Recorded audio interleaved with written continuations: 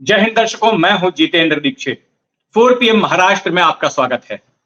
दर्शकों, शनिवार के दिन भारतीय जनता पार्टी ने अपने उम्मीदवारों की पहली लिस्ट जारी करके लोकसभा चुनावों का बिगिल बजा दिया है। कुल 16 राज्यों के 195 सीटों पर बीजेपी ने अपने उम्मीदवार जाहिर कर दिए।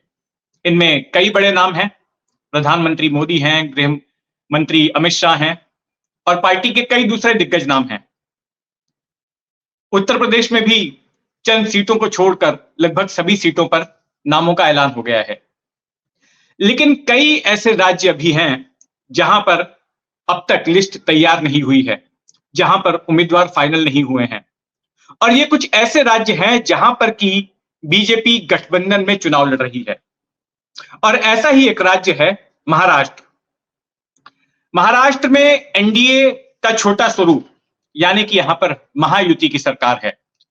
इस महायुति की सरकार में बीजेपी सबसे बड़ी पार्टी है। हालांकि मुख्यमंत्री बीजेपी का नहीं है। मुख्यमंत्री एकनाथ शिंदे की शिवसेना से खुद एकनाथ शिंदे हैं और तीसरी पार्टी है अजीत पवार की। और विपक्ष में गठबंधन है महाविकास आघाड़ी का, जिसमें उद्धव ठाकरे की शिवसेना है, कांग्रेस है और शरद पवार वाली एनसीपी है। तो महाराष्ट्र में जो टकराव होगा वो इन दो गठबंधनों के बीच में होगा। अब अगर महाराष्ट्र की बात करें तो महाराष्ट्र से एक उम्मीदवार ऐसे हैं जिनको कि बीजेपी ने उत्तर प्रदेश से टिकट दिया। ये उम्मीदवार हैं कृपा शंकर सिंह।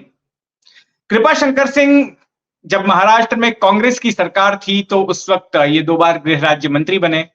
ये मुंबई कांग्रेस के अध्यक्ष भी रह चुके हैं। कांग्रेस में कई बड़े पदों पर रह चुके हैं और साल 2021 में ही ये बीजेपी से जुड़े थे। तो कयास लगाया जा रहा था कि इन्हें शायद राज्यसभा दे दी जाए। फिर ये हुआ कि शायद महाराष्ट्र में ही किसी सीट से उन्हें चुनाव लड़ाया जाए। लेकिन जौनपुर से कृपा शंकर सिंह को टिकट देकर पार्टी ने सभी को चौंका दिया। वैसे जौनपुर कृपा शंकर सिंह का गृह राज्य है और भले ही वो राजनीति महाराष्ट्र में करते थे, लेकिन जौनपुर जिले में उनकी पैठ रही है। वो जाते आते रहे हैं। वहां पर राजनीतिक तौर पर भी थोड़ा बहुत वो सक्रिय थे। तो ऐसे में बीजेपी को लग रहा है कि कृपा शंकर सिंह जैसा चेहरा देकर जौनपुर वाली सीट वो झटक सकती है। वहीं पर कृपा शंकर सिंह को टिकट दिए जाने पर ठाकरे सेना ने तंज कसा है। उद्धव ठाकरे ने कहा कि ये वही कृपा शंकर सिंह हैं जिनको आज बीजेपी ने जौनपुर से अपना उम्मीदवार बनाया है। उन पर पार्टी कई सालों तक भ्रष्टाचार के आरोप लगाते आई है, उन्हें घोटालेबाज कहा है और आज वही कृपा शंकर सिंह जो है पार्टी के उम्मीदवार बन गए। ठाकरे सेना की ओर से यह बात भी कही गई कि आपकी पहली लिस्ट में जो है नितिन गडकरी जैसे नेता का नाम नहीं है। नितिन गडकरी वो नेता है, ठाकरे का कहना था, जो कि शिवसेना के साथ जिनके संबंध रहे। शिवसेना और बीजेपी के बीच जब गठबंधन स्थापित हुआ तब अटल बिहारी वाजपेयी, प्रमोद महाजन, ये नितिन गडकरी जैसे नेता ही थे जिन्होंने दोनों पार्टियों के बीच दोस्ती करवाई थी, गठबंधन करवाया था और साथ में कई सालों तक दोनों पार्टियों ने चुनाव लड़ा था। तो खैर, ये तो बात हुई महाराष्ट्र के बाहर के राज्यों की, जहां पर बीजेपी ने अपने उम्मीदवारों की लिस्ट घोषित की है। लेकिन अगर महाराष्ट्र की बात करें तो महाराष्ट्र में बीजेपी का पेच फंसा हुआ है, क्योंकि तीनों पार्टियों के बीच इस वक्त झगड़ा चल रहा है कि कौन सी पार्टी कितनी सीटों पर चुनाव लड़ेगी और वो कौन कौन सी सीटें होंगी।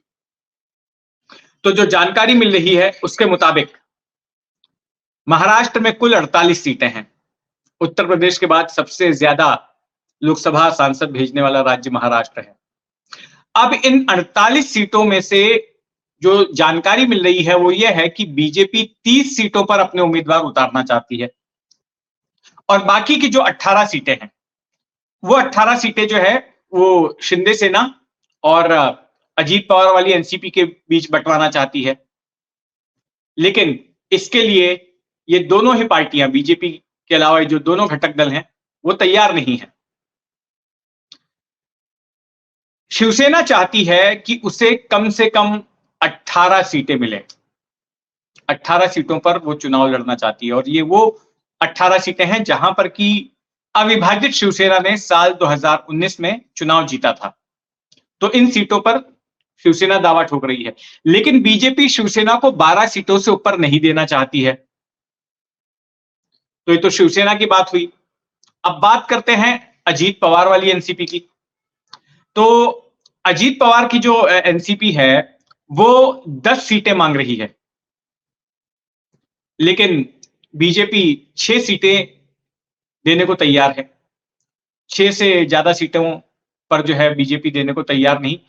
जो सीटें अजीत पवार वाली एनसीपी मांग रही है वो ये सीटें हैं, धाराशिव है, परभणी है, फिर इसके बाद गढ़चिरौली की सीट है, बुल्ढाना की सीट है, माढ़ा की सीट है, हिंगोली की सीट है, सतारा की सीट है, शिरूर की सीट है और रायगढ़ की सीट है। तो अब एक तरफ अजीत पवार को भी शांत करना है, दूसरी तरफ कुछ सीटें ऐसी हैं जिनको लेकर शिवसेना बिल्कुल अड़िग है कि वो इन्हीं सीटों पर लड़ना चाहती। एक जिस सीट को लेकर सबसे ज्यादा तनातनी हो रही है वो है कोंकण की सीट, रत्नागिरी सिंधुदुर्ग वाली सीट। इस सीट पर शिवसेना अपना दावा ठोक रही है। शिवसेना के नेता रामदास कदम हैं, उन्होंने बड़े आक्रामक बयान दिए। हाल ही में उन्होंने कहा कि अगर हमें 18 सीटें भी बीजेपी देती है तो कोई एहसान नहीं कर रही है, और बीजेपी अगर ज्यादातर सीटें खुद ही लेना चाहती है तो क्या बीजेपी बाकी दूसरी पार्टियों को खत्म करना चाहती है क्या? तो ये सवाल उन्होंने उठाया। अब रत्नागिरी सिंधुदुर्ग सीट पर 2019 में अविभाजित शिवसेना के विनायक राउत वो यहां से सांसद चुने गए, जो कि अब उद्धव ठाकरे के साथ में हैं।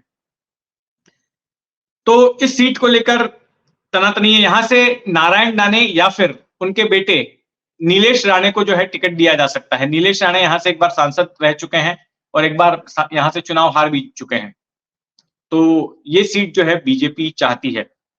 फिर इसके बाद अमरावती की सीट है। अमरावती से सांसद है नवनीत राणा। वो हालांकि पिछली बार निर्दलीय चुनी गई थी, लेकिन उनका झुकाव बीजेपी की तरफ था और इस बार वो बीजेपी के टिकट पर चुनाव लड़ना चाहती हैं, तो ये सीट भी बीजेपी चाहती है। फिर एक हिंगोली की सीट है, इसको लेकर भी झगड़ा चल रहा है। अगर मुंबई की बात करें तो मुंबई में दक्षिण मुंबई की सीट है।